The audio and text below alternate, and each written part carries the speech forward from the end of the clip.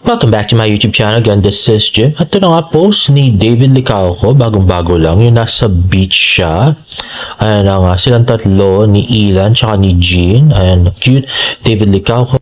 Mr. Picture Perfect. At nag-comment nga si James sa post, pengi commission. At tumawa naman si David at tinag si James. At pinost niya rin nga ito sa kanyang TikTok account. At ito yung same post niya with Jean. Ayan. So yung likod ni David at nag-post sa beach. Ayan. David, James, Jean, and Tita Eden.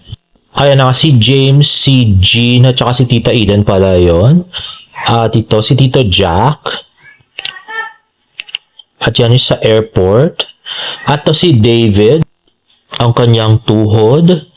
At ito na ang post ni David kahapon na nilike ni Barbie Fortesa today. Ayun na nga, nagpo-post nga si David tsaka si Baby Jimin. At ito nga yun guys, from another angle. So si David ni ayos ang damit ni Jimin. Ayun na nga, ang cute na si David at ang cute na si Jimin. At ito na ang pinicture ni David ang natutulog na si James. At ito yung buo niyang pamilya.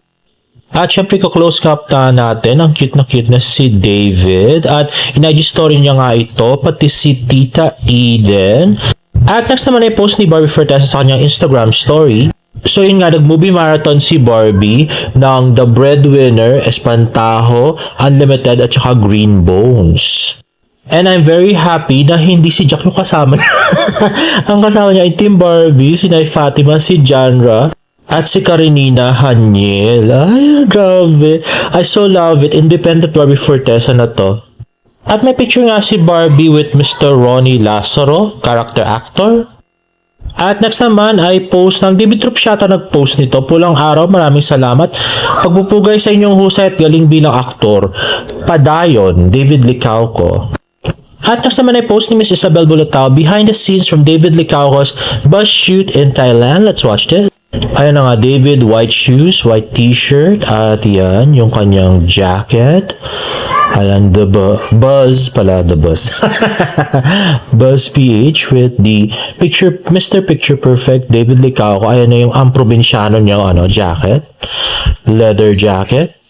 At yan, with his very cute pose. At ito naman si Miss Barbie Fortesa. Post niya sa kanyang Instagram, Adelina de la Cruz signing off. At next naman yung interview sa kanya. Let's watch this. Taus-puso po akong nagpapasalamat sa lahat sa inyong pagsuporta po sa aming programa. Again, like what Direct Dominic Zapata always says, this is a love letter to all our fellow Filipinos, and also a good reminder na ganito ipinaglaban ng mga Pilipino noon ng ating bansa para makamit natin ang kalayaang meron tayo ngayon. Kaya maraming salamat po sa pagmamahal sa aming show, at sana po ay hanggang dulo ay kasama namin kayo para sama-sama tayong magtagumpay. At next naman ang interview kay David Licauco from GMA Exclusive. Let's watch this. Honestly, everything talaga is challenging. I'm just really so happy na I was able to pull it off. Hopefully, like, I didn't disappoint the fans, the production, GMA, Sparkle. Really. I just wanna say thank you for watching Pulang Araw the past 5 months. Sana ay supportahan niyo pa rin kaming lahat dito sa susunod naming gagawin na proyekto. At ayun, mahalin natin ang ating bansa. At next naman ay David Licauco's 24 Oras interview. Let's watch this. Just the people, the production, the scripts, the storyline, and I'll miss Hiroshi, I miss Adelina, diba? But at the same time, I'm also excited for what's next. Ayun na nga, at sabi ni David sa interview, I will miss the people, the production, the scripts, the storyline. I will miss Hiroshi, I will miss Adelina, but at the same time, I'm also excited for what's next. At nag-trending naman yung Pulang Araw kagabi. Kaya lang pawala-wala siya do sa trending. Hindi siya nag-stable. At wala doon sa 5 main characters ang nag-tweet. Kasi si Dennis busy sa MMFF, yun na nanalo siyang best actor. Tapos, wala rin nag-tweet. Hindi rin nag-tweet si Alden, si Sanya, si David, at saka si Barbie. Grabe. Wala nag-tweet. Puro fans lang nag-tweet kagabi. At ito nga post ni M.E. Kailers. That's a wrap. Let's watch this. At ito nga sa Intramuros. At ayan ang iika-ikang si David Licauco na 3 beses na saksak sa likod. At ganyan lang yung nangyari sa kanya. Cute pa din. At maugat pa rin yung mga braso. At yan na nga. At parating na. Ayan, oh. Di ba ang cute nila, no?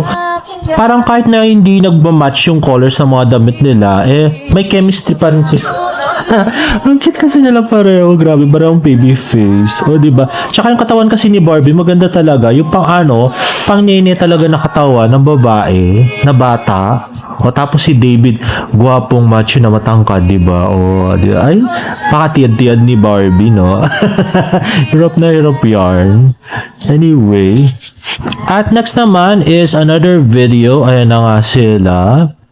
Yung lalakad na silang sabay-sabay. At medyo nangati nga si David sa start. At yan, nainip na si David. Nakapamaywang na. At yan, lalakad na sila, guys. At yan. O, ika-ika pa rin si David. Siyempre, hindi pwedeng mawala sa character. At yun na nga, yung hawak niya sa baywang ni Barbie. Grabe.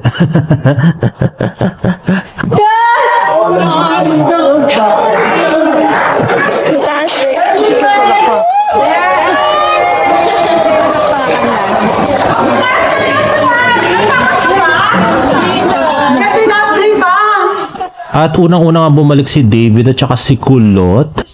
At next naman ay nakuha natin kay Miss Joanne Pinote. Ayan, si Sir Nathan, si Barbie, tsaka si David. Oh, yan yung kanina. So, pinagdugtong-dugtong nga ni I thought wala akong ganitong video, yung lumalakad sila para dun sa parang poster ng pulang araw. At next naman ay post ni Tingy, Merry Christmas from Barbie. At tweet nga ni My Precious One, parang magamang mata ni Barang dyan, mukhang umiyak. Merry Christmas to Gio, Talaver, and family. God bless you po. Merry Christmas to Barbie Fortesa and family. Grabe si ate makapag-greet. Anyway guys, if you like this video, please give it a thumbs up and please subscribe to my YouTube channel for more Barda updates. See you on my next vlog. Bye!